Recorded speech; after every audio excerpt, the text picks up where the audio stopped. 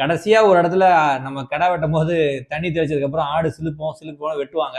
இந்த இடத்துல ஒரு இடத்துல ஆடு சிலுக்கும். அந்த இடம் வந்து உங்களுக்கு ஸ்மைல் ஒன்று கிரியேட் ஆகும் உங்கள் ஃபேஸில். அவ்வளோ பியூட்டிஃபுல்லாக ரைட்டிங் இருக்கும்.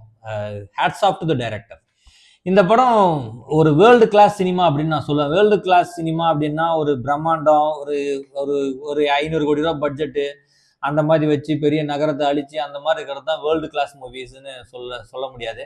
வேர்ல்டு கிளாஸ் மூவிஸ் அப்படின்னா ஒருத்தங்க அவங்க மண் சார்ந்த படங்களை, அவங்களோட கலாச்சாரத்தை எந்த அளவுக்கு உண்மையா 100% ஜென்யூனா வெளிப்படையா காட்டியிருக்காங்க அப்படிங்கறதான் என்னை பொறுத்த வரைக்கும் வேர்ல்டு கிளாஸ் சினிமா.